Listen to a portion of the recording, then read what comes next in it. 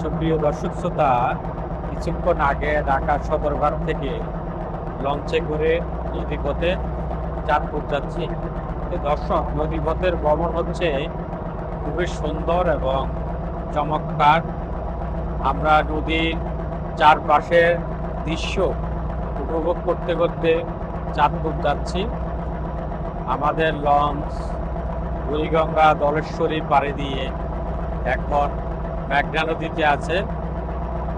আপনাদেরকে দেখাবো যেতে যেতে নদীপথের সৌন্দর্য। দর্শক, আমরা বুড়িগঙ্গা দলেশ্বরী অতিক্রম করে এখন আমরা মেঘনা নদীতে আসলাম। আমাদের লঞ্চ হচ্ছে এখন মেঘনা নদীতে, উত্তাল মেঘনা। দর্শক, নদীপথের সৌন্দর্য উপভোগ করছি, খুবই অসাধারণ অনুভূতি লাগছে।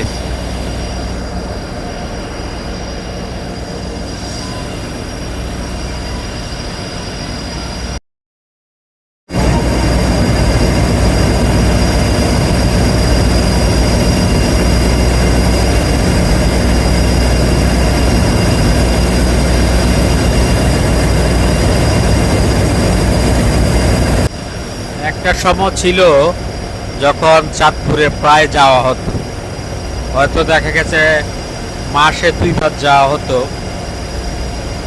তখন ঢাকা থেকে বরিশালে রকেট স্টিমার সার্ভিস ছিল। আমরা জানি যে শতবর্ষী এই রকেট স্টিমার বন্ধ হয়ে যায় কিছুদিন আগে, যদিও অল্প কিছুদিন আগে পর্যটকের জন্য শুধু একটা রকেট স্টিমার প্রতি সপ্তাহ বরিশাল পর্যন্ত যায়। আগে কিন্তু এই রকেট স্টিমারগুলো খুলনা পর্যন্ত যেত মোড়লগঞ্জ দিয়ে। তখন আমরা অনেক সময় সন্ধ্যার লঞ্চে করে চাঁদপুর যেতাম। চাঁদপুর রাত্রে ঘোরাঘুরি করে আবার 12টার রকেট স্টিমারে করে আমরা চলে আসতাম। ইট ওয়াজ এ নাইস মেমোরি। আজকের দিনে আসলে স্মরণ এটা খুবই মনে পড়ছে। দর্শক, এ দেশের ইতিহাস ঐতিহ্যকে বাঁচিয়ে রাখতে হলে কিন্তু নদীপথকে বাঁচিয়ে রাখতে হবে।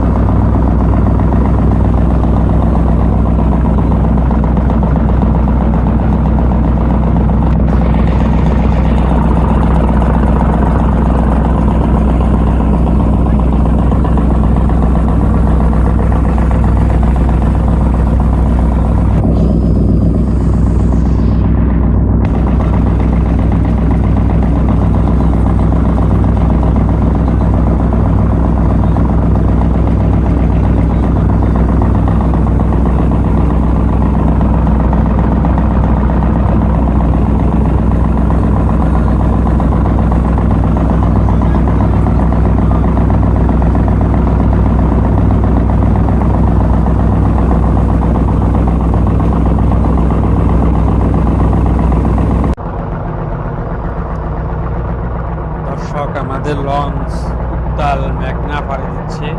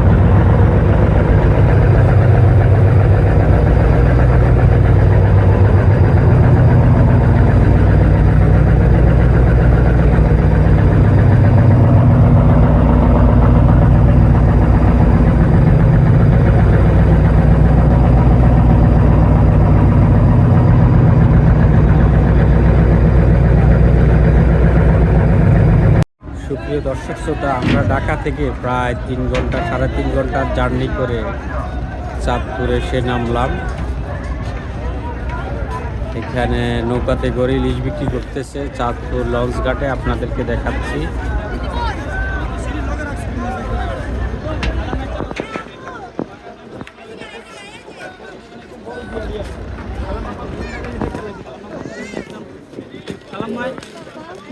এক পাকা 2500 টাকা বলেছে। খালাম্মা কত দিবেন? খালাম্মা একদম কত দিবেন? কত দিবেন? এই খালা, এই যে 1000 টাকা দিবেন। কত দেব খালা? পয়সা তো হে ইলিশের ভাগ এখানে 2500 টাকা করে বিক্রি করতেছে।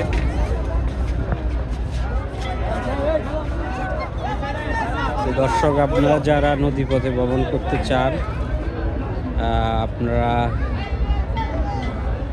ভ্রমণ করতে পারেন এবং ভ্রমণ হবে খুবই আনন্দময়। এবং যারা এখানে চাঁদপুরে এসে ইলিশ কিনতে চান, এখানে 500 নৌকায় করে ইলিশ বিক্রি করা হয়, আপনারা ইলিশও নিতে পারবেন।